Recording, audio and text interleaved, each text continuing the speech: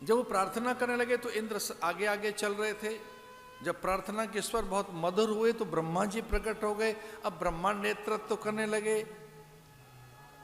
राम आए जल्दी, इस बात के लिए जब देवताओं ने प्रार्थना की बड़े मधुर कंठ से, तो इंद्र उनकी अगुवाई करने लगे, इंद्र के नेतृत्व में। लेकिन सबसे आगे आगे आगे गौ माता। भगवान की दो पत्नियां हैं, एक है भूदेवी और दूसरी है श्रीदेवी। श्रीदेवी माने लक्ष्मी जी। जब भगवान वैकुंठ में क्षीर सागर में रहते हैं तो लक्ष्मी जी सेवा में रहती हैं, लक्ष्मी जी सारे कार्य करती हैं। और जब भगवान धरती पर आते हैं तो भूदेवी का आश्रय लेते हैं। भूदेवी गाय बनकर, चूंकि भगवान गाय के क्रंदन को ही समझते और किसी का नहीं। जरा ध्यान से सुनना, ब्रह्मा आदि की भी पुकार उनके कानों तक नहीं पहुंच पाती। युगों युगों तक ब्रह्मा अगर पुकारते रहें तो भगवान को नहीं सुनाई देता। मैं थोड़ा सा एक अतिक्रमण कर रहा था, ऐसा लगेगा आपको, पर ये सच है। मैं थोड़ा अतिक्रमण कर रहा हूं, ये लगेगा आपको, पर सच यही है कि गुरु मंत्र उन्हें सुनाई देता है और कोई स्वर उन्हें नहीं सुनाई देता। आपके गुरु में विश्वास कीजिए, गुरु मंत्र का जाप कीजिए। वो जो ध्वनि है, उसके स्पंदन है, उसकी स्वर लहरियां हैं, वो जो उसके स्पंदन है वो सुनाई देते हैं, उसके धमक उसके कान तक पहुंच सकती है। और एकदम उन्हें जगाना हो, झिझोड़ना हो, उन्हें विवश करना हो, बाध्य करना हो, अपने कार्य की सिद्धि के लिए उन्हें तत्काल प्रकट करना हो, तो एक और स्वर है जिस पर वो रीझ जाते हैं, और वह गौ माता का स्वर। गौ माता का जब गौ माता रंभाती है, उसकी करुण क्रंदन, उसका जब करुण पुकार वहां तक पहुंचती है, तब तत्क्षण करते उसी समय नारायण प्रकट होते हैं। भूदेवी गौ का रूप धारण करके आगे आगे देवगण प्रार्थना कर रहे हैं। फिर ब्रह्मा भी उनकी अगुवाई करने लगे, और जब देखा कि ब्रह्मा अगुवाई कर रहे हैं तो महादेव भी आ गए। महादेव, ब्रह्मा आदि, नारद आदि ये अगुवाई करने लगे, और भगवान ने कहा चलो चलो मैं आ रहा हूं, अब मैं प्रकट होता हूं।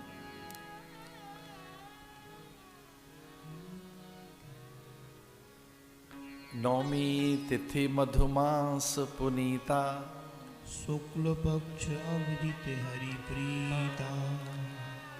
चैत्र मास नौमी तिथि, और तीनों माताएं सगर्भा हैं। जादिन ते हरि गर्भ ही आए, सकल लोक सुख संपत्ति छाए। भगवान ने संपूर्ण अंशों में तीनों माताओं के गर्भ को स्पर्श किया। पूर्ण सत्ता के रूप में पुराण पुरुषोत्तम भगवान नरोत्तम नारायण ने कौशल्या के गर्भ को आधे अंश में से जो खीर खाई थी, जो यज्ञ के माध्यम से प्रकट हुई थी, धन्वंतरी आदि देवगणों ने जो खीर दी, उसका एक हिस्सा, आधा हिस्सा कौशल्या ने लिया, आधे में से 2 हिस्से कर दिए गए थे, सुमित्रा और केकई। केकई का गर्भ स्पर्श किया भगवत सत्ता ने, तो उसमें भरत का भाव चैतन्य होने लगा। आधा हिस्सा बच गया था, उससे 2 लक्ष्मण रिपुदमन।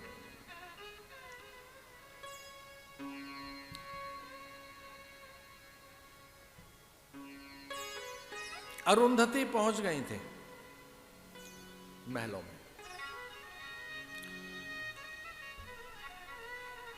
उत्सुक थे वामदेव, जाबाल, सबसे अधिक उत्सुक थे वशिष्ठ, सिद्धाश्रम में रह रहे विश्वामित्र, कि वो समाचार कब सुनाई दे।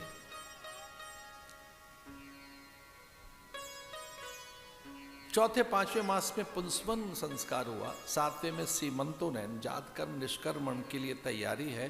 अरुंधति पूछते हैं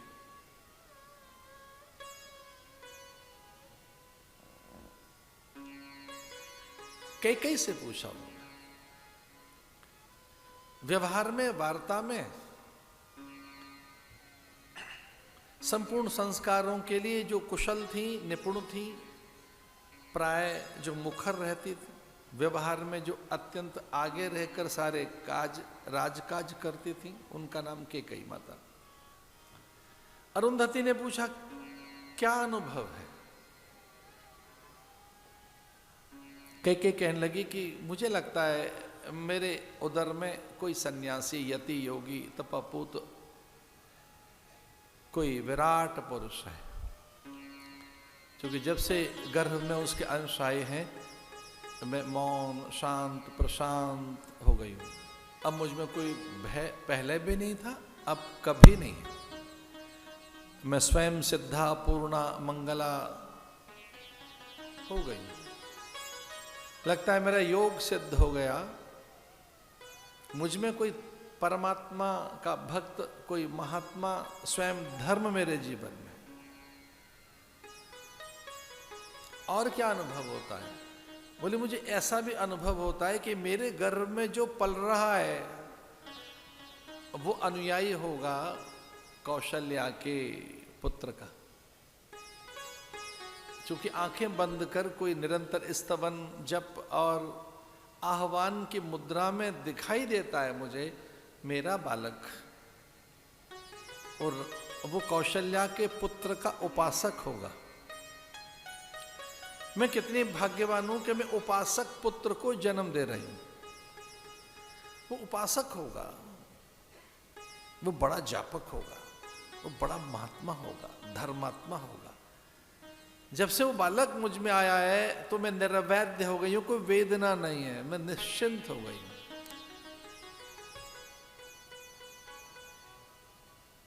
पूछा सुमित्रा से आपका क्या अनुभव है? वो कह लगे हमारा अनुभव है मौन जैसा है, स्थिर है, सौख्यता है, प्रीति है, एक प्रेम जैसा है, समर्पण है, अनन्य समर्पण, एक कृतज्ञता है। अपनी कोई कामना स्पृहा नहीं है, अपने कोई संकल्प नहीं, अपनी कोई सोच विचार नहीं है। मैं उन पुत्रों को जन्म दे रही हूं जो समर्पित हैं, अनन्य भाव से, सर्वतो भावेन समर्पित। उनकी कोई खुद की कामना, विचारणा, स्पृहा नहीं रहेगी। वो खुद नहीं सोचेंगे, वो कोई संकल्प नहीं करेंगे, वो अनुचर ही रहेंगे, दास ही रहेंगे, सेवक ही रहेंगे।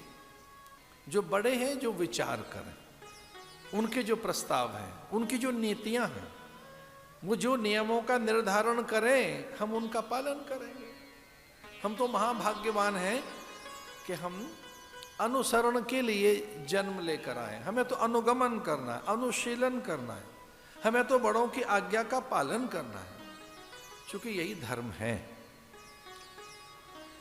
धर्म क्या है कि जो माता पिता आज्ञा देते,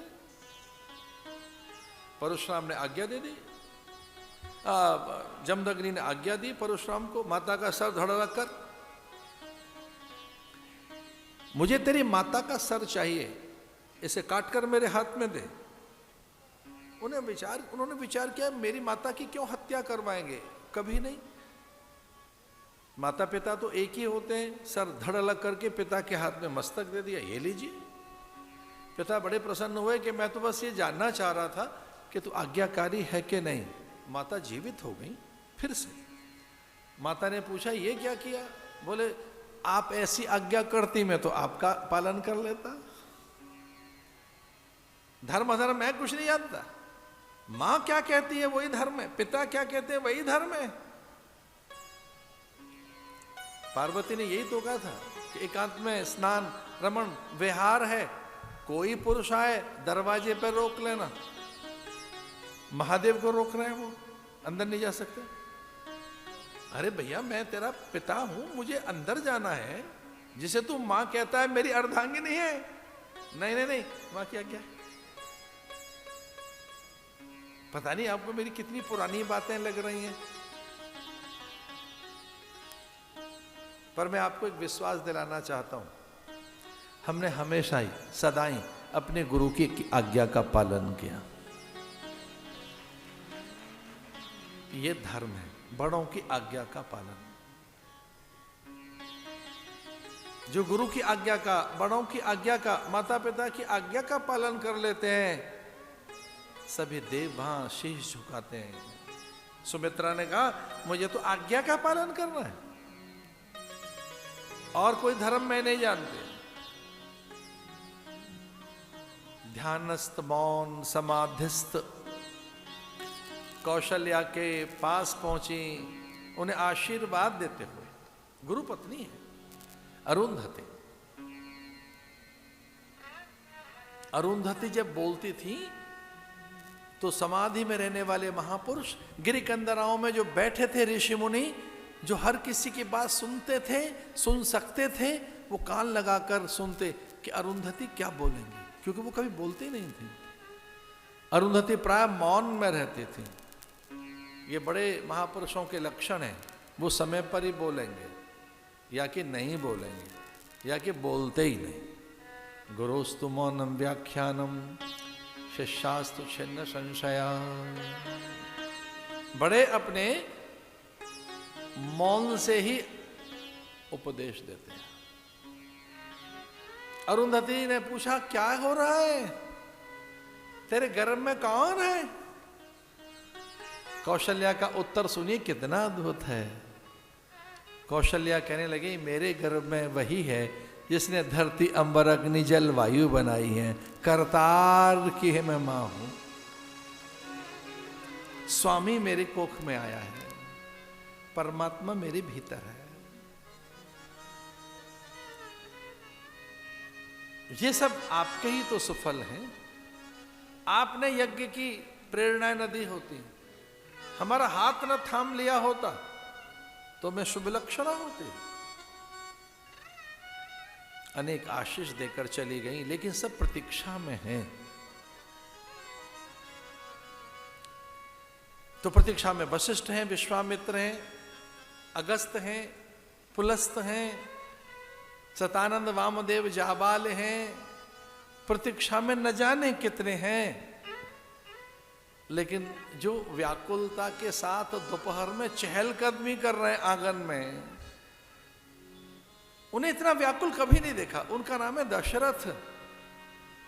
चैत्र मास की नौमी तिथि के मध्याह्न काल में इधर उधर घूम रहे, तो कभी तो रत्नों को देखते हैं कि जैसे समाचार आएगा रत्न बांट देंगे, कभी ऐसा लगता है कि मोतियों की माला ही उतार देंगे, कभी कभी कोष की ओर जाते हैं कि सारा धन लुटा देंगे, ऐसा लगता है कि सब गौएं दान कर देंगे। आ कौन रहा है? उदार। तब पैदा हुई ऐसो को उदार जग माही, बिनु सेवा जो द्रवे दीन पर, राम सरिस को ना। परम उदार दामोदर आ रहे हैं, श्रीनिवास। वेंकटेश्वरा जो हैं वो तिरुपति बालाजी दक्षिण में, उनका नाम श्रीनिवास है। श्रीनिवास आ रहे हैं। वैकुंठाधिपति नारायण आ रहा है, विश्वंभर आ रहा है, लोकपति जगतपति जगन्नाथ स्वामी आ रहे हैं। भगवान बदरीश वो आएगा जो द्वारिका में, त्रेता में, द्वापर में द्वारिकाधीश। श्री हरि भगवान नारायण का आगमन मध्याह्न का। नौमी तिथि मधुमास पुनीता। योग लगन ग्रह बार तिथि सकल भय अनुकूल। योग लगन ग्रह बार तिथि सकल भय अनुकूल। चर और अचर हरस युत, राम जन्म सुख मूल।